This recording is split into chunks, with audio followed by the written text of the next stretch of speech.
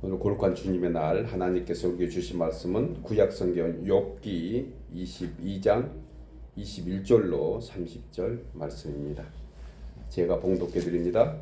욥기 22장 21절입니다.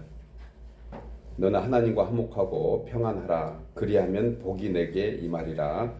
청하건대 너는 하나님의 입에서 교훈을 받고 하나님의 말씀을 내 마음에 두라. 네가 만일 전능자에게로 돌아가면 내가 지음을 받을 것이며 또 내 장막에서 불의를 멀리하리라. 내 보화를 티끌로 여기고 오빌의 금을 계곡의 돌로 여기라. 그리하면 전능자가 내 보화가 되시며 내게 고귀한 은이 되시리니 이에 내가 전능자를 기뻐하여 하나님께로 얼굴을 들 것이라. 너는 그에게 기도하겠고 그는 들으실 것이며 너의 소원을 내가 갚으리라. 내가 무엇을 결정하면 이루어질 것이요 내 길에 빛이 비추리라. 사람들이 너를 낮추거든 너는 교만하였노라고 말하라. 하나님은 겸손한 자를 구원하시리라. 30절은 우리 다 같이 읽습니다. 죄 없는 자가 아니라도 건지시리니 내 손이 깨끗함으로 말미암아 건지심을 받으리라. 아멘. 아멘. 지난 주간에 플로리다 쪽으로 이렇게 상륙한 태풍 참으로 그 들리는 말에 의하면 몇 년 만에 그야말로 몇 번째 가는 그러한 태풍이었다고 얘기를 들었습니다. 플로리다에서 목회하시는 목사님이 계셔서 저도 안부 전화를 같이 나눴는데 큰 피해는 없지만 주위에 많은 성도들에게도 어려움이 있었지 않는가 그런 소식을 전해 왔습니다. 그런 와중에도 지난 한 주간도 하나님의 크신 손은 우리를 보호하여 주셨고 또한 합당한 은혜로 베풀어 주셨습니다. 오늘 또 예배 가운데서 말씀을 통해서 우리의 삶의 문제들, 우리가 가져온 어려운 그런 모든 것들이 다시 한번 회복되고 또 은혜 가운데 돌아가는 귀한 시간 되기를 바라면서 예배에 나오신 여러분 모두를 주의 이름으로 환영하며 축복합니다. 과거 우리 초등학교 또 어린 시절에 경험해본 것 중에 하나가 학교 운동장이나 동네 놀이터 한 모퉁이에 있던 그네와 시소 기억하십니까? 그네와 시소. 유년 시절에 아이들이 즐겨 탔던 놀이기구 중에 하나였습니다. 어른이 된 지금도 타보고 싶은 그네와 시소. 어린 시절의 추억이 아마 여기에 계신 모든 분들에게도 있으리라 그렇게 생각을 해봅니다. 그런데 이 놀이기구 중에 그네와는 달리 시소는 혼자서 탈 수가 없습니다. 혼자 타봐야 별 의미 없는 그러한 놀이기구가 아닌가 하는 것을 생각해 봅니다. 누군가 상대방이 있어야 되고 함께 해야지 가능한 놀이기구입니다. 그네는 혼자 탈 수 있죠. 그네는 혼자 탑니다. 그런데 시소는 맞은편에 함께 하는 사람이 반드시 있어야지 되고 또 균형도 맞아야 됐습니다. 그래서 시소를 탈 때는 본인에게 맞는 짝을 찾아서 탔던 그런 어린 시절 기억이 납니다. 왜 그럴까요? 무게 때문입니다. 밸런스가 안 맞으면. 저도 어릴 때 그 짝이 같이 있었는데 또 그 짝이 혹시나 같이 하지 못하면 다른 짝을 찾았을 때 그 짝하고 균형을 맞췄던 그런 기억이 나는데 좀 이렇게 무게가 나가는 친구들은 앞쪽으로 좀 앉았고 또 무게가 덜 나간 친구는 뒤쪽으로 해서 이렇게 밸런스를 잡았던 그러한 생각이 납니다. 이것은 서로 균형을 맞추려고 하는 양보와 배려의 마음이 아주 필요한 그런 하나의 모습입니다. 마음과 뜻만 있으면 시소는 균형을 맞춰서 충분히 재미있게 놀 수 있는 기구라는 것입니다. 여러분, 시소라는 단어가 한글일까요? 영어일까요? 시소. 영어 단어입니다. 그런데 단어가 시소 발음 그대로 다 쓰여 있더라고요. 시소. 저도 말씀을 준비하면서 시소가 한글일까 영문일까 궁금해서 찾아봤는데 시소. 왜 시소라고 했을까? 왜 그럴까요? 올라갈 때는 보고 내려올 때는 봤었다. 그런 단어라고 어떤 분이 표현을 했더라고요. 참 의미가 있습니다. 또 어떤 문학가는 마음을 같이 한다라는 그런 어원을 뜻을 가지고 있다고 해요. 그래서 시소는 마음의 소리다. 시소의 어원이 톱질할 때 나왔던 소리라고 해요. 톱질할 때 어기영차. 예, 그래서 상대방이 반대편에서 당기고 밀고, 예, 이런 것으로 묘사하는 것을 보면 밀고 당기는, 즉 주고받는 마음의 소통, 이것이 바로 시소가 주는 의미라는 것입니다. 저는 이 시소가 주는 교훈 중에 하나가 오늘 제목 안에 있다고 생각을 해봤어요. 화목과 평안, 즉 화평. 예, 시소는 혼자 탈 수도 없고 또 밀고 당기는 마음의 소리라고 하면 분명한 의미가 있지 않는가 하는 생각을 또한 해보았습니다. 여러분, 어린 시절 시소에 앉았던 추억을 함께 잠깐 떠올려 볼까요? 시소에 앉아서 분주한 마음을 가진 그런 모습은 별로 없었던 것 같습니다. 아주 평안합니다. 시소에 앉으면 빨리빨리 해, 뭐 이런 것도 없습니다. 그냥 상대방이 올라가면 나는 내려오고, 내가 올라가면 상대방이 내려오고, 예, 그런 넉넉한 마음이 바로 시소 놀이기구 안에 있다고 생각을 해볼 수가 있습니다. 서로 배려하고 나누는 화목과 평안. 그런데 오늘날 이 화목과 평안의 삶이 줄어든 것은 왜 그럴까요? 분주해서 그렇습니다. 또한 짝을 찾지 못해서 그런 것이 아닌가. 예, 합당한 짝. 그래서 너무 바쁘게, 너무 급하게 이렇게 자신의 소리만 내고 질러대다 보니 사실 화목과 화평은 우리에게 점점 멀어져 가는 하나의 그러한 단어가 아닌가 하는 생각을 함께 오늘 말씀 속에서 찾아보게 됩니다. 우리는 상대방의 소리를 들어야지 마음의 소리, 소통, 나눔이 분명히 있을 것입니다. 사람이 나이가 들어가면서요, 신체적으로 모든 기능이 약해지고 또 생각도 많이 이렇게 굳혀집니다. 그래서 유연함이 사라집니다. 세파에 시달려 보니까 당연히 그런 것들이 우리 마음에 너무 깊이 자리 잡아서 마음의 유연함도 함께 사라져가는 것이 아닌가. 그러다 보니까 너나 할 거 없이 아주 사소한 일로 어떤 그 균형을 잃어갑니다. 시소에 앉아있지 않는 것이죠. 화목과 평안이 상실해 가고 있지 않는가 하는 생각을 해서 제가 시소라는 그런 놀이기구를 인용해 본 것입니다. 그런데 여러분, 이런 우리의 인생 여정에서 유일하게 나의 모든 상황에 균형을 맞춰주신 분이 계십니다. 누구일까요? 바로 예수님이세요. 그분은 우리 맞은편에 앉으셔서 변함없는 그런 은혜와 사랑으로 여전히 우리의 모습을 보시고 우리와 동행해 주십니다. 예, 우리가 올라가면 그분이 내려와 주시고 또 우리가 내려오면은 그분은 우리를 올려주시는, 그래서 주님을 화평의 왕, 평강의 왕이라고 우리는 부르게 됩니다. 오늘 찬송가 속에 그분이 나의 친구라고 그랬습니다. 그래서 놀이기구의 친구이면서 나와 동행하는, 나와 함께하는, 내 인생의 밸런스를 맞춰주시고 균형을 맞춰주시는 그러한 화목의 주님을 우리는 생각할 수가 있습니다. 오늘 말씀은 욥이 사탄의 시험을 받고 고난 가운데 있을 때 자신의 세 친구 중 하나인 엘리바스의 세 번째 변론입니다.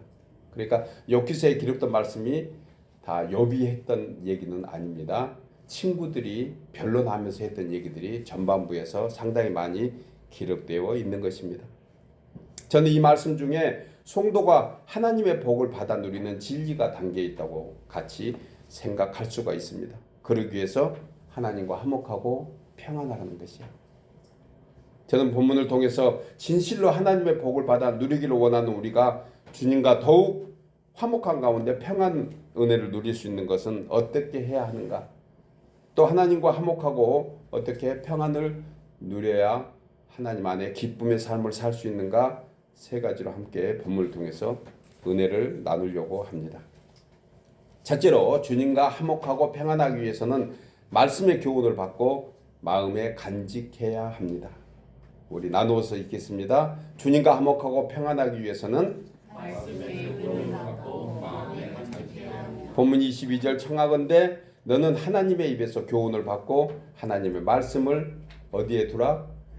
내 마음에 두라. 우리의 마음에 두라. 마음에 두라. 이것은 중심을 얘기합니다.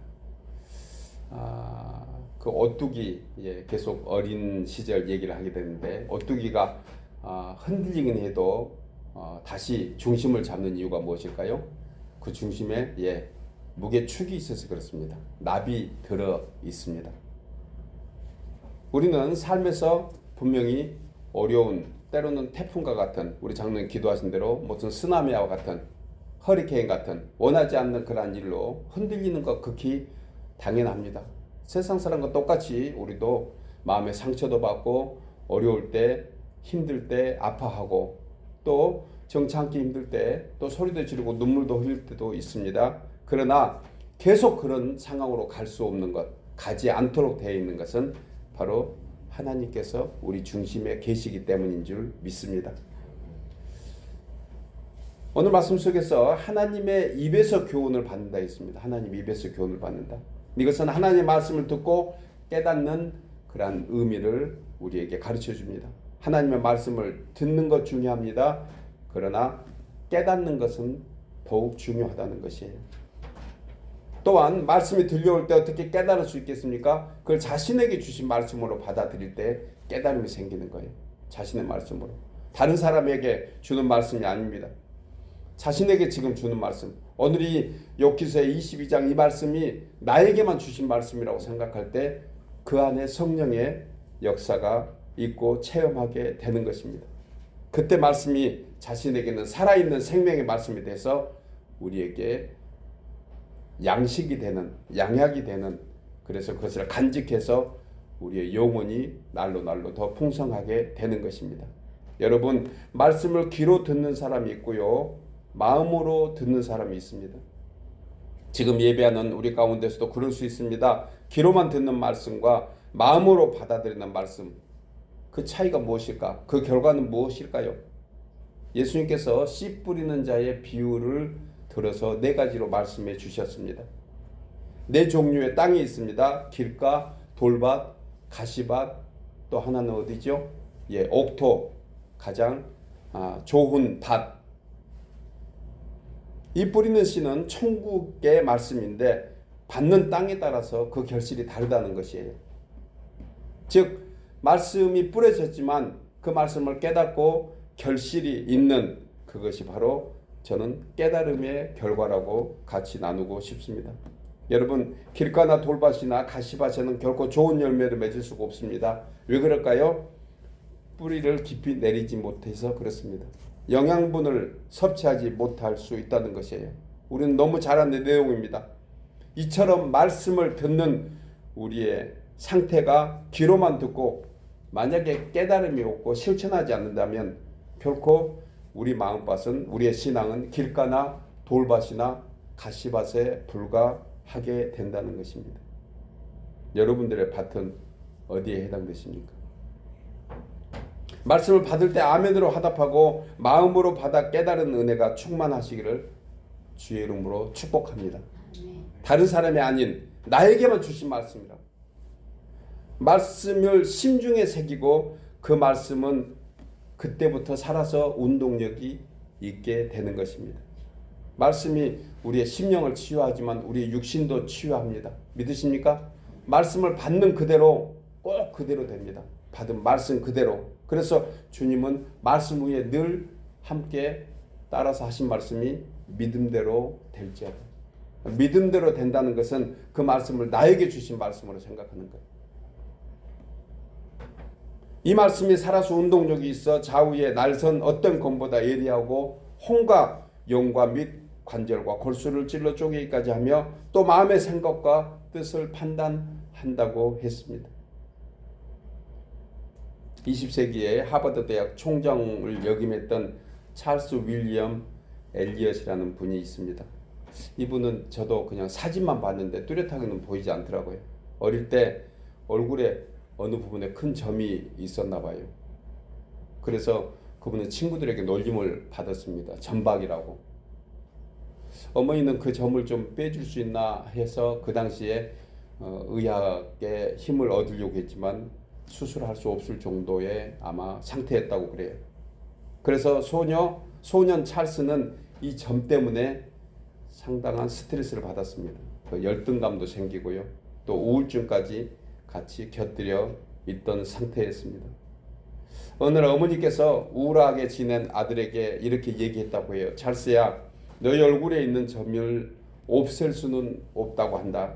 하지만 하나님의 말씀을 내 마음에 두고 살면 그 점이 너에게는 아무 문제가 되지 않을 거야. 이렇게 어머니가 위로하면서 축복합니다.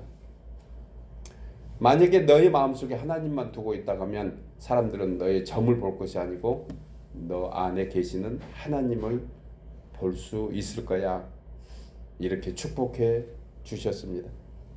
찰스는 그때 그 어머니의 말씀을 교훈으로 삼았습니다. 그렇구나.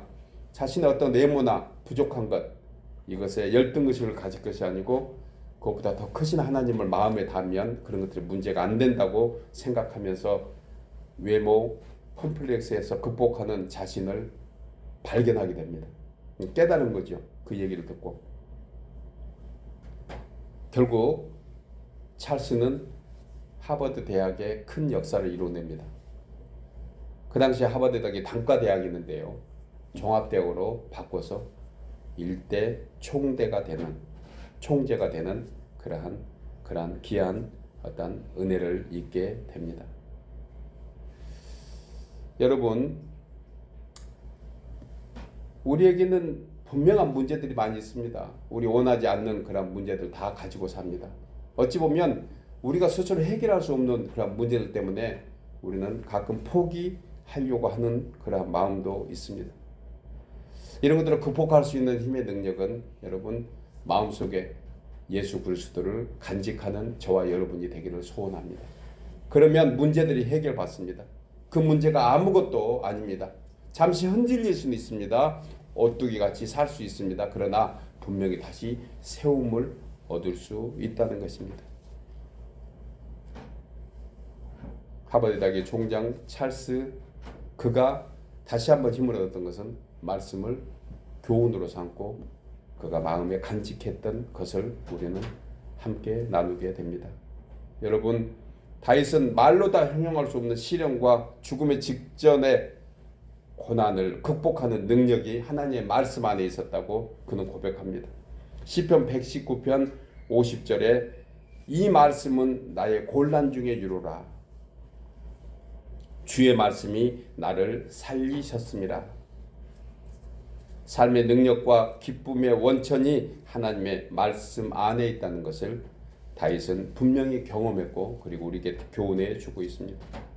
여러분, 사람이 살면서 어떻게 좋은 일만 있겠습니까? 때로는 힘들고 원치 않는 어려운 일이 분명히 생깁니다. 그때마다 그 문제를 해결하는 능력은 오직 하나님의 말씀인 줄 믿습니다. 말씀을 간직한 그대로 그 말씀을 되새기면서 말씀 안에서 우리의 모든 문제들을 해결해 주십니다. 사랑하는 여러분, 매일 매 순간 살아계신 하나님의 말씀으로 역사하시는 성령의 은혜를 따라서 말씀의 교훈을 우리는 늘 마음에 새기고 주님과 더욱 화목하고 평강의 삶이 더욱 충만하시기를 주의 이름으로 소원하며 축복합니다. 두 번째로 주님과 화목하고 평안하기 위해서는 삶의 현장에서 불의를 멀리해야 합니다. 본문 23절에 네가 만일 전능자에게로 돌아가면 네가 지음을 받을 것이며 또 내 장막에서 불의를 멀리하리라. 그래서 주님과 화목하고 평안하기 위해서는 삶의 현장에서 불의를 멀리하라는 것이. 우리 나누어서 읽을까요? 주님과 화목하고 평안하기 위해서는 엘리바스는 본문에서 하나님을 전능자라고 고백합니다. 엘리바스의 고백이에요. 이 전능자라는 표현은 엘리바스만 하는 것이 아닙니다. 23장과 24장에서도 욥은 엘리바스와 계속 변론하면서도 동일하게 하나님은 전능자로 고백합니다. 뿐만 아니고 성경 전체가 하나님을 전능자라고 소개해주고 있고 예수 믿는 우리 구원받은 성도에게 분명히 하나님은 전능하신 하나님이신 줄 믿습니다. 이것이 우리 믿는 자의 가장 중요한 신앙 고백이 되는 것입니다. 히브리어로 엘사다이, 이는 강하시고 권능과 통치가 충만하시다는 뜻입니다. 하나님은 그 무엇보다 강하시고 그의 권능은 그 어떤 것과 비교할 수 없는 그러한 전능하신 하나님이십니다. 바로 이분이 예수 그리스도를 의미합니다. 그래서 그 이름을 임마누엘이라. 이 전능하신 하나님이 내가 믿을 때 전능하심을 나타내 보이신다는 것이에요. 그래서 우리와 함께 하신다. 그가 우리의 주 되심을 믿습니다. 전능하신데 무슨 문제가 있겠습니까? 그분의 전능하심을 우리가 믿지 못하는 것이 문제인 거죠. 믿는 순간 그분은 우리에게 분명히 전능한 하나님으로 역사하심을 우리는 매번 고백합니다. 그것이 사도신경의 첫 고백이에요. 전능하사 천지를 만드신 하나님 아버지를 내가 믿사오니. 전능하사. 천지를 만드신 것은 성경에서 얘기하신 그 천지의 의미도 있지만 우리를 지으시고 우리를 만드셨어요. 전능하신 손으로, 그 권능으로. 믿으십니까? 그분이 우리의 하나님이시고 그분은 임마누엘이라는 것입니다. 여러분, 전능하신 하나님은 광대한 온 우주를 창조하시고 다스리십니다. 그러나 보다 섬세하시고 친밀하시고 자상하셔서 어린 양같이 연약하고 부족한 우리를 친히 구원해 주시고 지금도 살펴주시고 계시는 줄 믿습니다. 어제도 살펴주셨고요. 오늘도 살펴주셔서 이 자리에 나온 것입니다. 그리고 내일도 그 섬세하신 손길로 우리를 살펴주십니다. 본문에서 전능자에게로 돌아가라고 말씀합니다. 내가 지음을 받고 삶의 현장에서 불의를 멸리할 수 있고 이로 말미암아 하나님께서 우리에게 보화가 되어주신다는 거예요. 보화가 되어주신다. 보화는 단순히 어떤 물질의 의미만이 아닙니다. 보화는 우리 삶의 가장 중요한 중심 부분이라는 것이에요. 그 전능하신 하나님이 우리에게 전능하심을 보이기 위해서는 우리는 그분께 돌아가야 된다는 것이에요. 돌아가라. 우리 각자의 매일의 삶에서 주님을 전능하신 하나님으로 믿고 살아가는 이유는 바로 그리스도로 말미암아 새로운 피조물이 되었기 때문에 우리는 가능합니다. 여러분, 우리 귀한 성도들은 거룩함을 입고 사는 사람입니다. 믿으십니까? 이미 거룩해졌습니다. 그리고 더욱더 거룩함을 위해서 갈 수 있는 것은 하나님의 전능하심 안에 살기 때문에 그런 것입니다. 여러분, 하나님은 사람들이 믿든 안 믿든 처음부터 광대하시고 위대하시며 전능하신 하나님이십니다. 그러나 나에게 있어서 그 전능하신 하나님을 믿는 분량만큼 역사한다는 사실, 그것을 기억해야 합니다. 내가 얼마큼 믿느냐. 따라서 의와 불의의 기준은 우리의 마음과 생각이 전능하신 하나님을 바라보면서 얼마나 믿고 있는가 하는 것입니다. 성도라 할지라도 자신의 뜻대로 자신의 원대로 하려고 하는가, 아니면 하나님의 뜻대로 하나님께서 원하는 대로 하려고 하는가, 이것이 바로 전능하신 하나님과 함께 동행하는 어떤 모습인 것입니다. 여러분, 만약 우리가 전능하신 하나님께로 돌아가고 전능하도록 매일 삶 속에서 그분을 믿고 의지한다면 그분은 분명히 전능하심을 우리에게 보여주실 것입니다. 그런데 그렇지 않으면 그분의 전능하심은 경험될 수 없는 것입니다. 신자와 불신자의 차이가 무엇입니까? 불신자는 하나님을 결코 믿지 않습니다. 그분의 전능하심에 조금 더 의지하지 않는 것이에요. 그래서 그분은 인간들이 하는 대로 내버려 두신다고 했습니다. 상실한 마음대로 하나님을 없이 살려고 하는 그 마음 그대로 내버려 두니 저들은 잘 되는 일도 오히려 제약이고 그것 자체가 불의인 것이에요. 그런데 우리는 어떻습니까? 우리는 하나님을 전능하신 하나님을 믿고 있습니다. 그리고 매일의 삶에서 그분을 의지하고 있는 것입니다. 이것이 주 안에서 의인 것입니다. 우리가 전능하신 하나님을 내 삶의 구주로 영접하게 되면 우리가 지음을 받는다고 했습니다. 그러니까 지음 받는 게 무엇이죠? 항상 새롭게 리뉴얼 되는 거예요. 이는 회복의 역사가 일어나는 것을 의미합니다. 이 의미를 역설적으로 표현하면 만약 우리의 삶의 현장에서 믿음에 의한 변화의 징조가 없으면 분명히 우리는 입으로만 하나님을 전능하다 하고 사실은 믿지 않는 것과 똑같습니다. 이것은 불신앙입니다. 허울 좋은 신앙에 불과한 것이에요.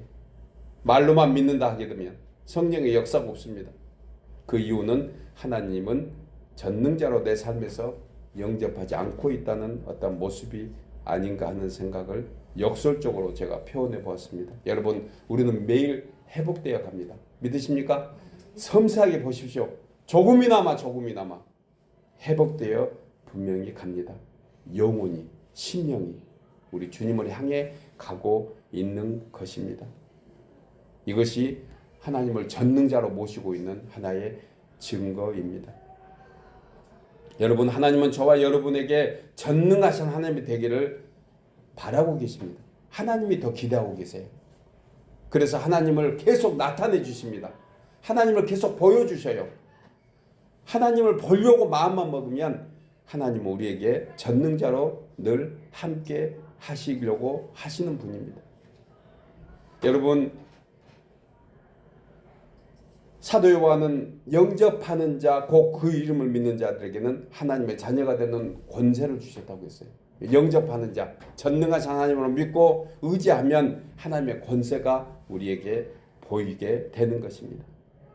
사랑하는 여러분, 하나님의 권세는 우리 자신이 전능하신 하나님을 믿고 그 믿는 분량만큼 역사한 것을 다시 한번 우리가 생각한다면 우리 마음속에 더 큰 믿음으로 매일의 삶에서 아주 섬세하고 자상하고 치밀하시고 그리고 우리에게 은혜와 사랑으로 보답하고 갚아주시려고 베풀어 주시려고 하는 그 하나님을 매일 만나고 매 순간 전능하신 하나님을 영접해서 주님과 더욱더 화목한 우리 모두 되기를 주의 이름으로 축복합니다. 아멘. 마지막 세 번째로 주님과 화목하고 평안하기 위해서는 스스로 정한 바 믿음의 소원을 지켜야 합니다. 우리 함께 나누어서 읽겠습니다. 주님과 화목하고 평안하기 위해서는 본문 27절에 너는 그에게 기도하겠고, 너는 그에게 욥에게 얘기한 거예요. 친구가. 그리고 주님은 들으실 것이라고 했습니다. 너의 소원을 네가 갚으리라. 혹시나 욥이 받고 있는 고난이 친구가 볼 때 혹시 뭔가 너가 하나님께 소원한 게 있으면 너 다시 한번 기도해보고 그리고 그 소원한 것이 무엇인가 깨달아서 갚아 나가라고 사실 권면해 준 부분입니다. 사도 바울은 로마서 8장 12절에서 자신은 하나님과 성도 앞에서 빚진 자라고 고백했습니다. 사도 바울이 빚진 자라고 하면 우리도 하나님 앞에서 빚진 자인 것은 분명합니다. 아무리 아니라 할지 모르지만 하나님의 빚진 자는 그것을 갚아야 될 또한 의무도 있다는 것이에요. 이 고백은 빚을 갚은 심정으로 살겠다는 겸손한 신앙의 의지인 것입니다. 하나님께서 우리에게 주신 은혜, 이것을 무엇으로 보답할고 다윗은 매번 기도했습니다. 여러분, 이 기도가 하나님을 얼마나 기쁘게 했을까요? 하나님이 이 기도를 참으로 귀하고 아름답게 보셨습니다. 여러분, 사람이 기도하는 것 보면 신앙의 정도는 조금 알 수 있는 것 같습니다. 보통 사람들은 기도의 목적이 자신의 목적을 채우기 위한 것, 우리는 너무 잘 압니다. 이기적인 기도죠. 이것도 저것도 달라고 하면서 자신이 원하는 대로 해줘야 하나님을 하나님으로 인정하려고 하는 그런 모습, 이것은 결코 온전한 신앙 아닌 것은 우리는 너무 잘 압니다. 그럼에도 불구하고 우리 역시 그렇게 기도하고 있지 않는가 하는 생각을 해봅니다. 다윗과 바울처럼 주의 은혜를 어떻게 보답할고 하는 기도, 우리 기도의 중심이 되기를 주의 이름으로 축복합니다. 여러분, 성도가 하는 기도 가운데 소원 기도가 있습니다. 소원하는 것이.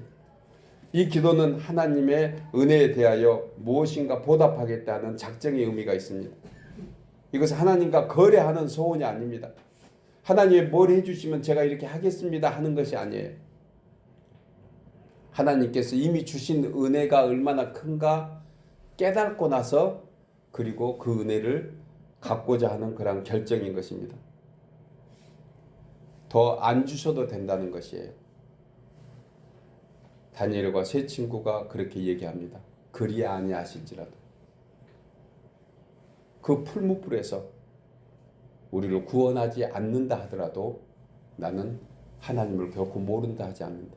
이것이 진정한 소원 기도인 것입니다. 이미 우리는 하나님 안에 구원받은 성도인 거예요. 여러분, 이보다 더 큰 선물이 어디 있습니까? 그래서 우리는 매번 그 구원에 감사하면서 십자가의 대속의 은혜에 보답하려고 하는 그런 믿음이 진정한 소원의 기도인 것입니다.